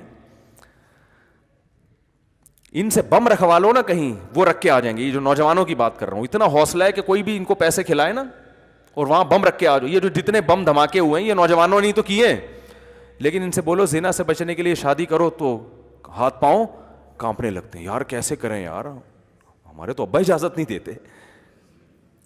خیر یہ کہاں سے کہاں قیام و طعام بہت زیادہ ہو رہا ہے. تو سلیمان علیہ الصلاۃ والسلام کا میں تذکرہ کر رہا تھا. یہ بات یہاں کہاں سے آئی؟ نہیں, ملکہ سبا سے کی بات جو میں نے یو ٹرن مارا, یہ ادھر کہاں سے آ گیا میں ہے؟ نہیں یار وہ مت. خیر ہم سلیمان علیہ السلام کا وہ جلدی سے مکمل کر لوں.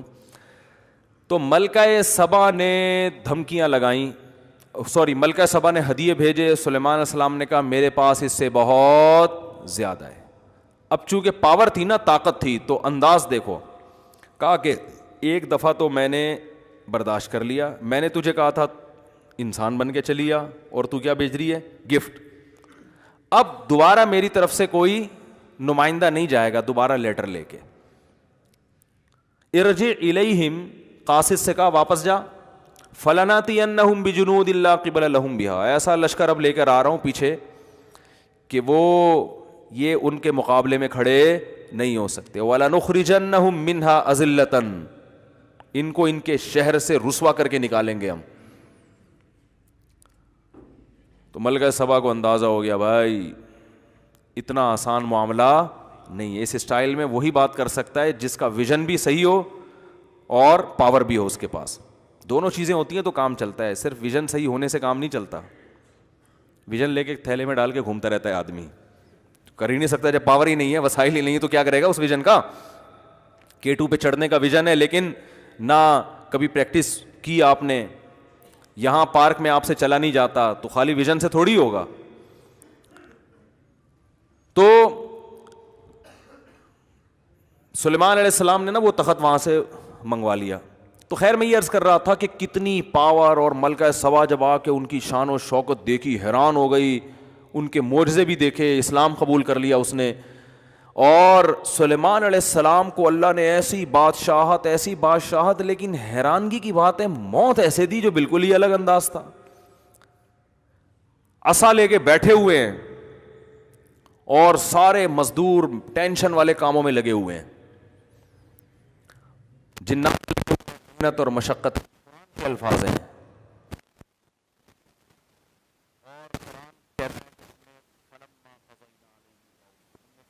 سلیمان کو اب ہم موت دے دیتے ہیں. اب دیکھو بظاہر موت کا یہ ٹائم ہمیں سمجھ میں نہیں آتا. بھائی اتنے ینگ ہیں, اتنے جوان ہیں, 700 بیویاں سلیمان علیہ السلام کی. اس زمانے میں زیادہ بیویاں رکھ سکتے تھے. اور کتنے بچے, کتنی اولادیں اور کتنا کچھ, اور ابھی اتنی زبردست حکومت قائم ہوئی ہے اتنی قربانیوں کے بعد. یہ تو موسیٰ علیہ السلام سے سلسلہ شروع ہوا تھا نا, بنی اسرائیل پہ ظلم ہوا تھا, تو پھر اس کے بعد نجات ملی. تو اب جا کے بنی اسرائیل کی دنیا پہ حکومت قائم ہوئی ہے حضرت سلیمان کے ذریعے. اور یہ داؤد علیہ السلام کو تحفے میں بھی لیتے سلیمان, ان کے بیٹے تھے, اللہ نے ان کو وارث بنایا. اب جب پیک پر پہنچے ہوئے ہیں, اب تو اصل حکومت کا ٹائم تھا, اب تو یہ وقت تھا. اور اگر اللہ نے موت بھی دینی تھی تو بھائی پہلے یہ تعمیراتی کام مکمل کر لیتے, پھر گھر جاتے, بیوی بچوں کو جمع کرتے اور کہتے دیکھو بھائی اللہ نے جو دین دنیا میں غالب کرنا تھا وہ میرے ذریعے سے کر لیا. اچھا بھائی اب جو ہے میرے مرنے کے بعد دنیا میں یہ میرا جانشین ہوگا, اور بھائی تم ایسا کرنا, اس کا خیال کرنا, تم فلانے کا خیال کرنا, یہ تمہاری اوریجنل امی ہیں, یہ تمہاری سوتیلی امی ہیں, یہ تمہارے فلاں ہیں, یہ پیغمبر کی تعلیمات ہیں, یہ زبور ہے, یہ تورات ہے, اس پر چلنا ہے. یہ ساری ڈیٹیل تفصیل سے کرنے کے بعد, کیونکہ اللہ کے پیغمبر تھے, اس کے بعد جنات کو بھی اپنے اپنے ٹھکانے لگا دیتے کہ بھائی یہ سارے کام تم نے کمپلیٹ کر لیے ہیں, اب جو ہے اب ایسا نہ ہو کہ میرے بعد بالکل ہی بھاگ جاؤ. تو بڑی ایسے ہوتا نا, اللہ نے ایک طرف اتنی مینجمنٹ عطا کی ہے, ایسا انتظام سلیمان علیہ السلام کو دیا ہے کہ بھائی ان سے زیادہ مینجمنٹ تو ہمیں کہیں ملتی نہیں, ہر کام سلیقے سے ہو رہا ہے.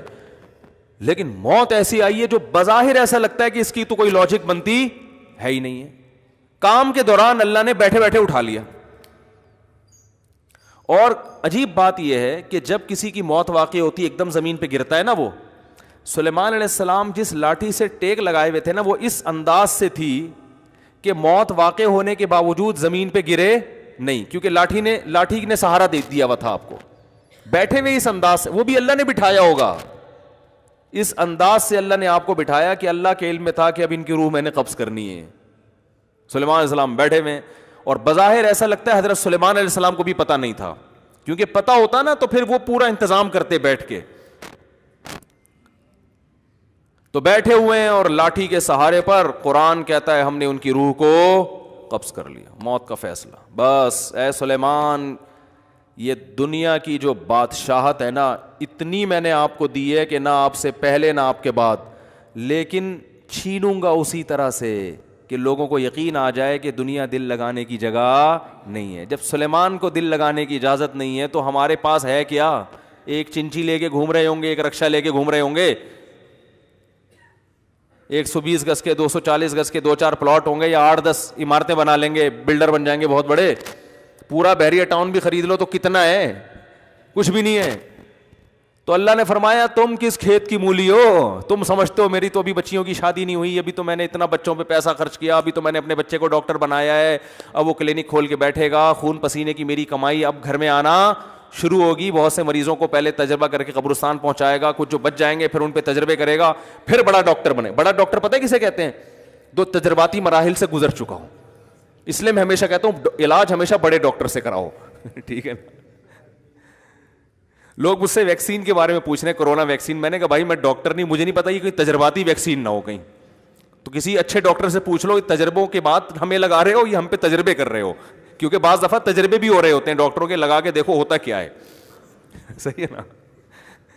تو ہمیں کیا پتا بھائی, اس لیے میں, لوگ مجھ سے کہتے ہیں, میں کہتا ہوں بھائی کسی بڑے ڈاکٹر جو آپ جانتے بھی ہو جس کو, کہ مجھ پہ کم از کم یہ تجربہ نہیں کرے گا, ورنہ وہ تجربوں کی بھیٹ نہ چڑھ جاؤ کہیں. تو ڈاکٹر سے پوچھو, یہ ان کی فیلڈ ہے. کہنے کا مقصد یہ ہے, مجھ سے پوچھ رہے ہیں ویکسین لگوانی چاہیے کہ نہیں لگوانی چاہیے.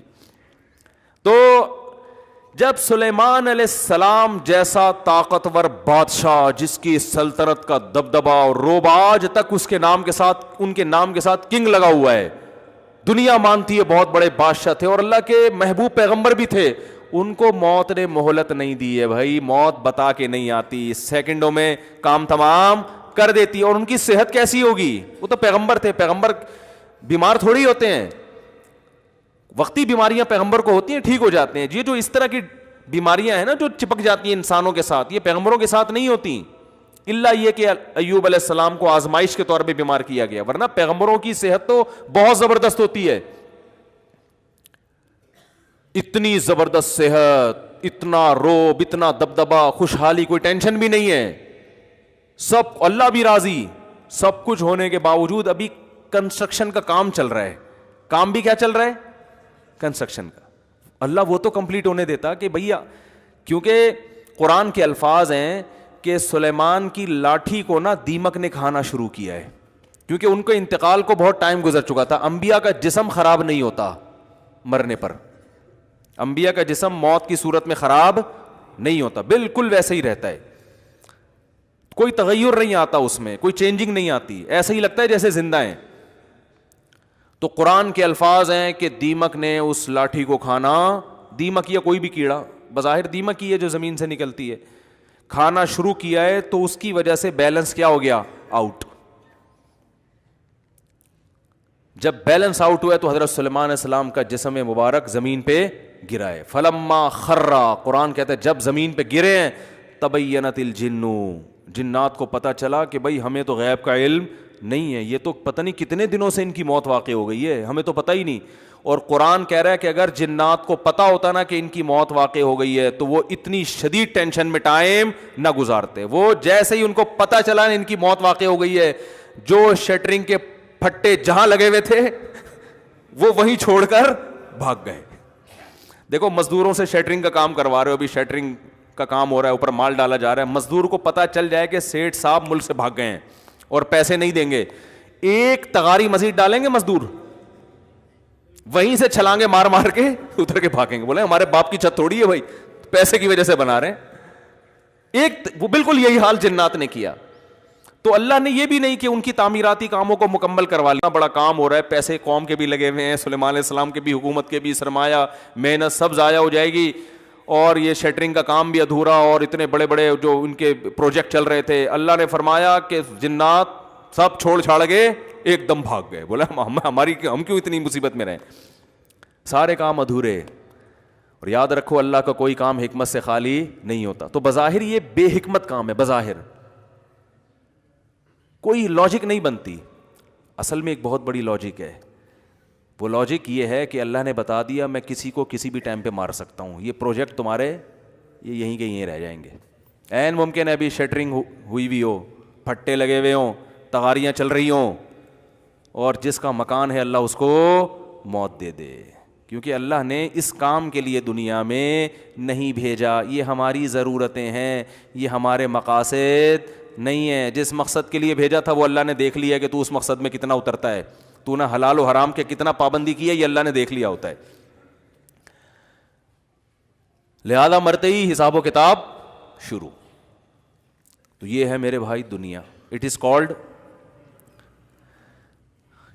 پڑھتے ہیں نا سائنس کی کتابوں میں بہت ساری چیزوں کی ڈیفینیشن پڑھتے ہیں نا, ہر چیز کے آخر میں لگا ہوتا ہے it is called Newton's law, it is called Newton's وہ, اور وہ کیا ہے ایک اور ڈیفینیشن ہم بہت یاد کیا کرتے تھے, بھی ذہن میں نہیں آ رہی. خیر آخر میں از کالڈ کہلاتا ہے نا. تو جب بھی ایسے واقعات ہوا کریں نا, آپ کہیں اٹ از کالڈ دنیا. اس کو کیا کہتے ہیں؟ دنیا. دھوکے باز, الو بنانے کی مشین. الو کی جگہ آپ وہ الف بے پیتے وغیرہ لگا دیا کریں, سب کام میں ہی تھوڑی کر کے دوں گا آپ کو. تو عقل مند وہ ہے جو ان باتوں سے عبرت حاصل کرتا ہے. وہ کہتا ہے یار بیکار ہے, مٹی ہے. تبلیغ والے گش میں نکل کے کہتے ہیں کھڑی مٹی ہوتی ہے, کیا ہوتی ہے؟ پڑی مٹی. یہ بالکل صحیح کہتے ہیں. وہ بھائی یہ کیا ہے بلڈنگ, یہ کھڑی ہوئی مٹی ہے, یہ بھی ختم ہو کے مٹی بن جائے گی, اور یہ پڑی ہوئی مٹی ہے. مٹی میں ایسے یوں کر کے آپ پتہ نہیں کیا کیا بنا دے, تو ورلڈ ٹریڈ سینٹر بنا دیا, اور ایک مٹی پڑی ہوئی ہوتی ہے. تو ہے یہ مٹی, مٹی سے انسان دل نہیں لگاتا. اب وہی سوال ہو گیا پھر مفتی صاحب کریں کیا کریں کیا؟ تو کرنے کے تو بہت سارے کام ہیں.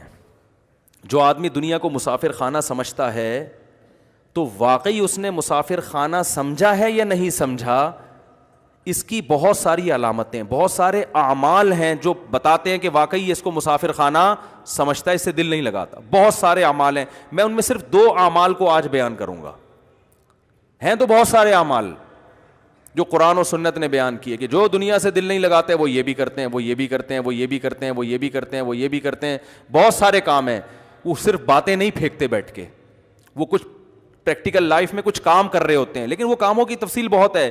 میں 2 ان میں سب سے اہم کاموں کو ابھی بتاؤں گا آپ کے سامنے, جلدی جلدی, وقت پورا ہو چکا ہے.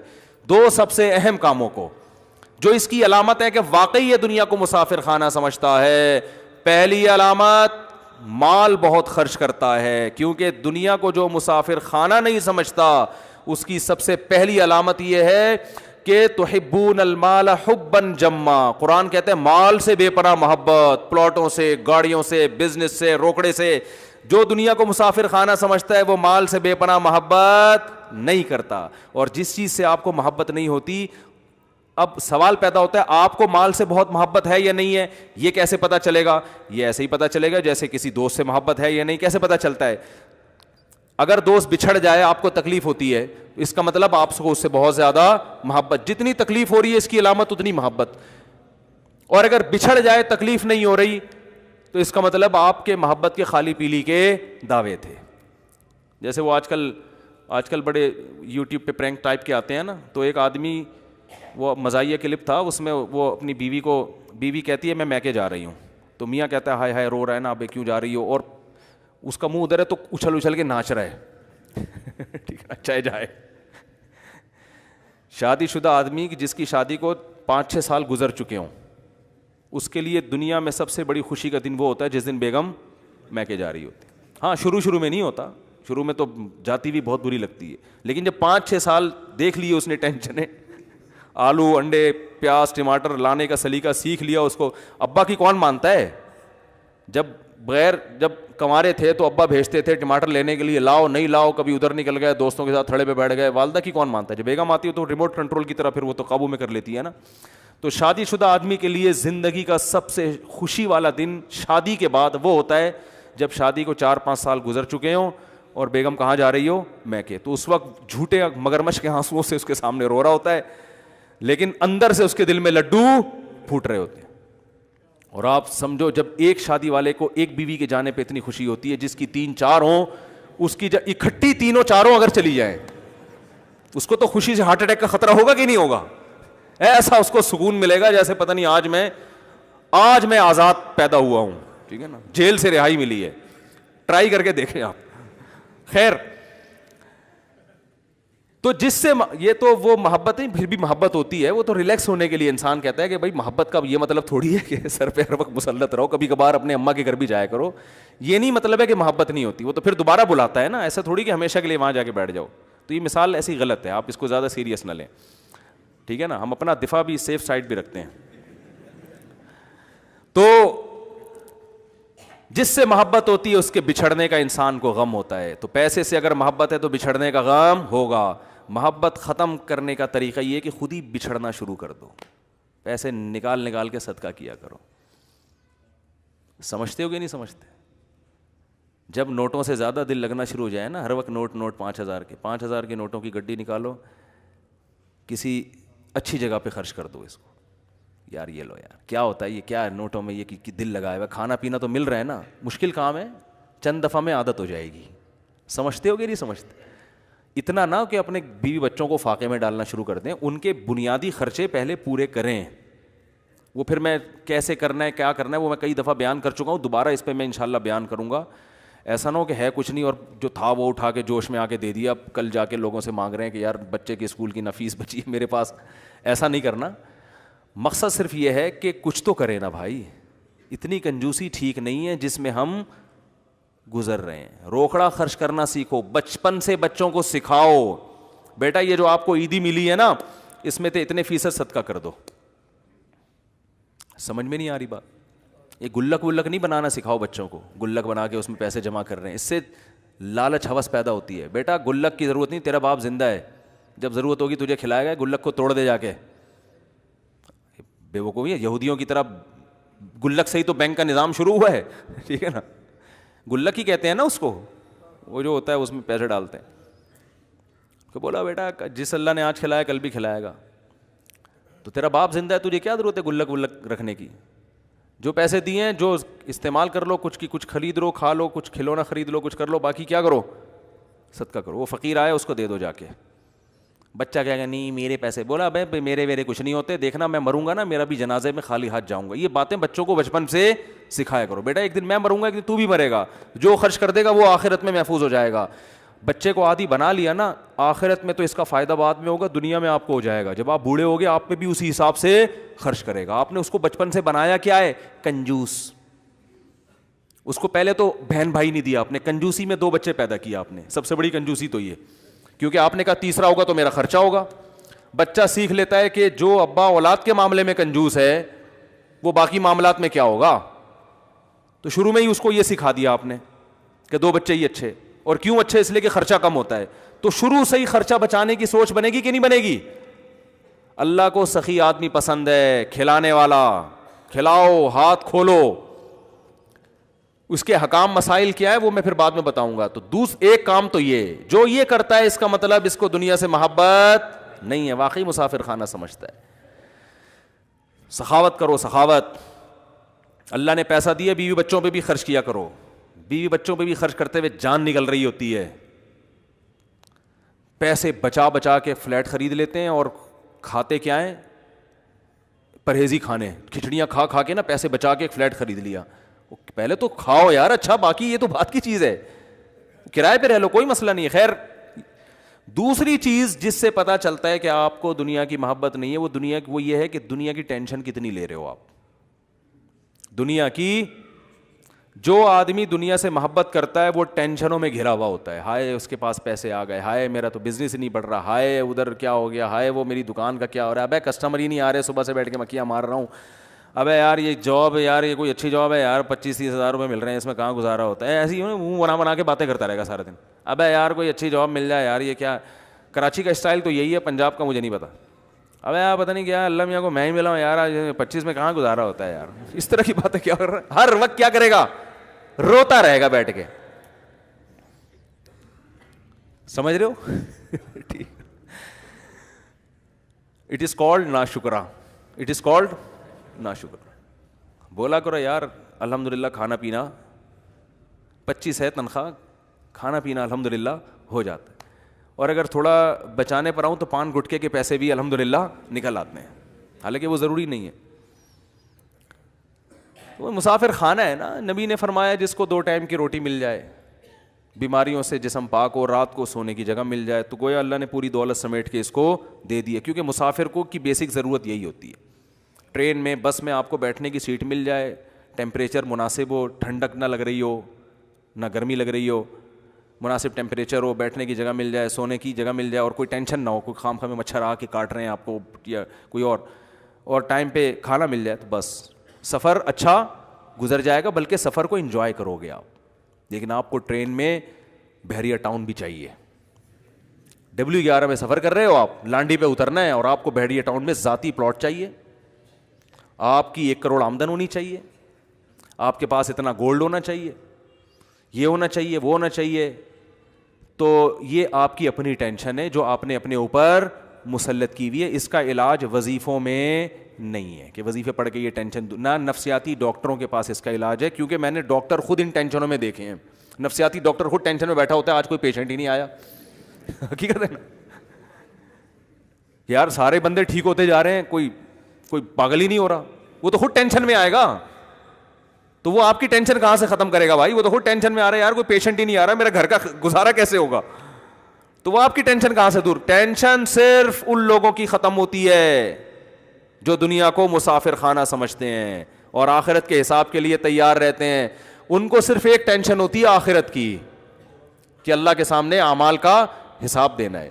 تو اللہ تعالیٰ ہمیں اس دنیا کو حقیقت میں مسافر خانہ سمجھنے کی توفیق عطا فرما دے. اب اگر کوئی میت ہوا کرے نا, تو تعزیت بھی کیا کریں, سوچا بھی کریں بیٹا تو بھی کسی طرح کسی دن لڑک سکتا ہے ایسے, تو اس خوش فہمی میں نہ رہنا کہ میں تو نہیں جاؤں گا. جتنے لوگ گئے ہیں ان کا کسی کا بھی خیال نہیں تھا کہ میں نے جانا ہے, سب یہی سمجھ رہے تھے کہ وہ چلا گیا, میں تو فٹ فاٹ ہوں, مجھے کیا ہو گیا. تو اس لیے کوئی بھی کسی بھی ٹائم پہ پتلی گلی سے بولتے کیوں نہیں نکل سکتا ہے. تو ہر وقت اس پتلی گلی میں کہ دیکھتے رہا کرو بیٹا, یہاں سے جانا ہے تو نے, تو کوئی بھی جا سکتا ہے. اس لیے یہ سب ایسی فضول سی دنیا ہے, دھوکے کا گھر ہے, الو بنانے کی مشین ہے. اور الو کی جگہ آپ ہمیشہ وہ لفظ لگا لیا کریں جو میں آپ کو بتاتے رہتا ہوں, وما علینا الا البلاغ. یہ ڈائلیسس کے پیشنٹ بہت زیادہ ہو گئے ہیں, اور یہ جوانی میں ہی ڈائلیسس پہ آ رہے ہیں. انہوں نے بھی دعا کے لیے کہا ہے ڈائلیسس کی. تو میں بعض دفعہ اپنی معلومات شیئر کرتا ہوں لوگوں کے ساتھ. ڈاکٹروں سے بھی سلام دعا ہے نا, تو کوئی فائدے کی چیز ہو بتا دینی چاہیے. جو ماہر ڈاکٹر ہیں وہ 2 چیزوں کا خیال رکھنے کا حکم دیتے ہیں, 2 چیزوں کا. تینوں دولہا جب مارکیٹ میں آ جائیں تو بتا دینا. تینوں کتنے آ گئے؟ 1 آئے, باقی 2 دولہا کہاں ہیں بھائی؟ آپ بھی ہیں, آ جائیں آگے ماشاء اللہ. اور ایک اور ہول سیل کے حساب سے آپ آگے آ جائیں نا. یہ نکاح ہو جائے پھر بتاتا ہوں, یہ گردے وردے پھیپڑے ویپڑے پھر یہ نکاح کے بعد انشاءاللہ, ٹھیک ہے نا. پھیپڑے کیسے صحیح رہیں گے, گردے کیسے صحیح رہیں گے. تو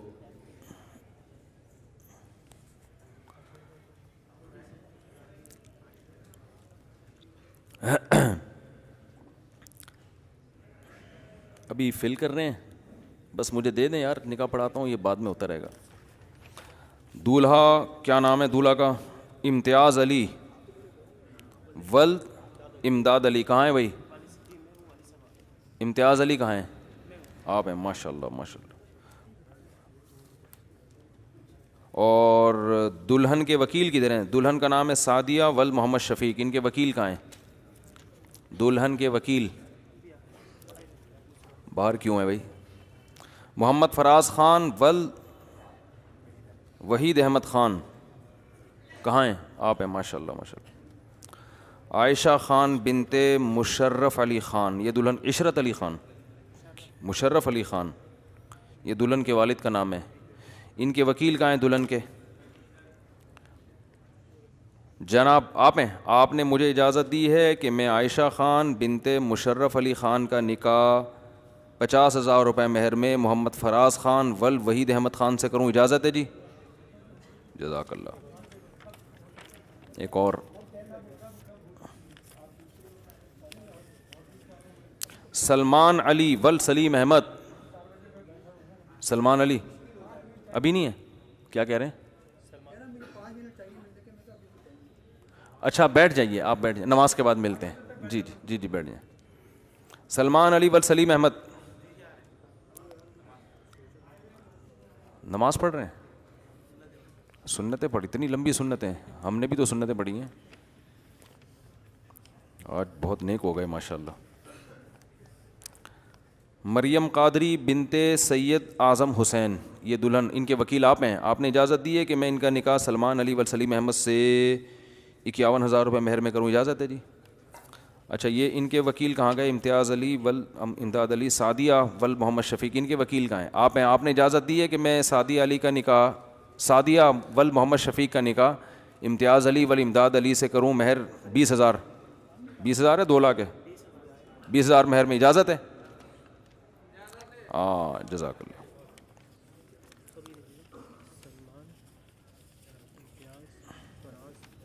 ابھی 4 ہیں ماشاء اللہ ماشاء اللہ. 4 لوگ ایک ٹائم پہ شادی کر رہے ہیں. فیملی پلاننگ والے تو پاگل ہو جائیں گے, بولیں گے کیا کر رہے ہو بھائی تم لوگ. صحیح بات ہے. اسد عدنان بھائی, یہ عدنان لکھا ہوا ہے تو رائٹنگ اتنی لوگوں کی اردو میں خراب ہو گئی ہے یار, اردو کا بیڑا غرق ہو گیا ہے یار.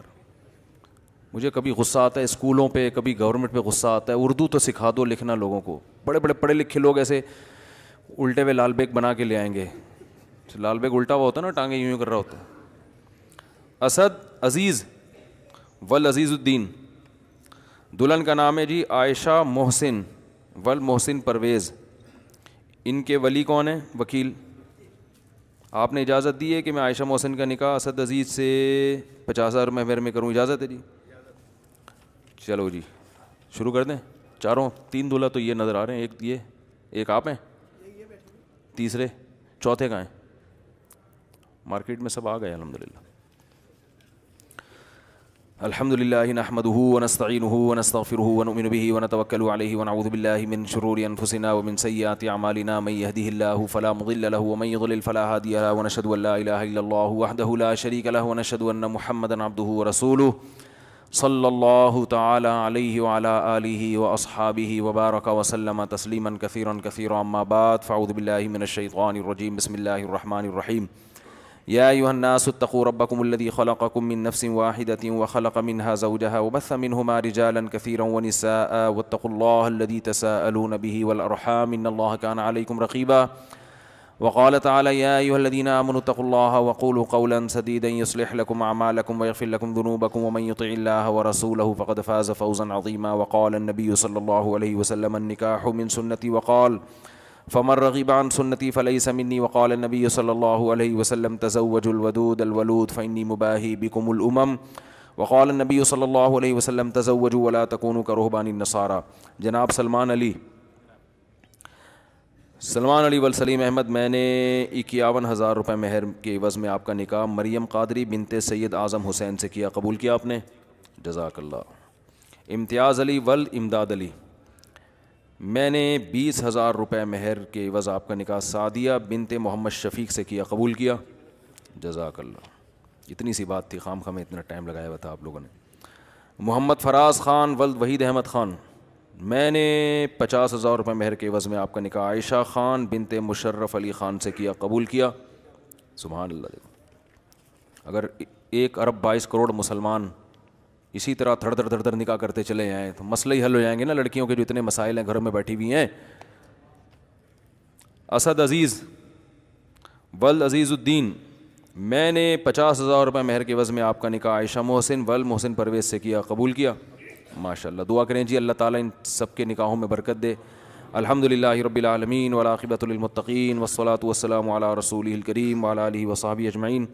اے اللہ ان نکاحوں کو اپنے دربار میں قبول فرما. اے اللہ ان جوڑوں کو تادم حیات کامیاب زندگی گزارنے کی توفیق عطا فرما. اس نکاح کی ان چاروں جوڑوں کو اے اللہ خوب خوب برکتیں نصیب فرما. میاں بیوی میں اللہ کامل محبت نصیب فرما.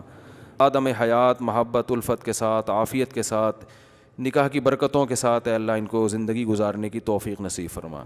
آپس کے اختلاف و انتشار سے، لڑائی جھگڑوں سے، شیطان کے ہر قسم کے شر سے، گھروں کے ٹوٹنے سے اللہ ان کی حفاظت فرما. اے اللہ ان نکاحوں کو ان کے خاندانوں میں بھی جوڑ کا ذریعہ بنا، خاندانوں میں محبت الفت کا ذریعہ بنا، آپس میں اتفاق اتحاد اور محبت کا ذریعہ بنا. آپس کے اختلاف سے، شیطان کے شر سے، غلط فہمیوں سے، وسوسوں سے اللہ ان کی حفاظت فرما. جس کی بھی جو جائز مراد ہو اللہ اس کی مراد کو پورا فرما. اللہم انا نسألک من خیر ما سألک منہ نبیک محمد صلی اللہ علیہ وسلم ونعوذ بک من شر ما استعاذک منہ نبیک محمد صلی اللہ علیہ وسلم. انت المستعان وعلیک البلاغ ولا حول ولا قوة الا باللہ. صلی اللہ تعالی علی خیر خلقہ محمد وعلی آلہ وصحبہ اجمعین برحمتک یا ارحم الراحمین. اللہ تعالیٰ مبارک کرے جی آپ سب کو. ماشاءاللہ. سائن کے لیے نا پیچھے بیٹھ جائیں ذرا، سب مجمع لگے گا نا تو یہاں پہ. جزاک اللہ. ماشاءاللہ. تھوڑی کیمرے میں شکل بھی دکھا دیں ان کی یار، یہ پھر یاد کریں گے ایک دن جب آپ نانا دادا بنیں گے تو بتائیں گے دیکھو بیٹا میں پہلے ایسا تھا میں. ٹھیک ہے نا، ٹھیک ہے نا. آپ یہ بھی دولہا ہیں ماشاء اللہ. آ جائیں کیمرے میں یار دکھا دیں. یہ ویڈیو آپ کو مل جائے گی پھر. ٹھیک ہے ان کو پھر یہ ویڈیو دے دیں. ہاں بھائی گلے والے صحن میں جا کے ملیں جی، صحن میں ملیں. یہاں تھوڑے سے مسائل کا بھی چلے گا نا سلسلہ. جزاک اللہ جی.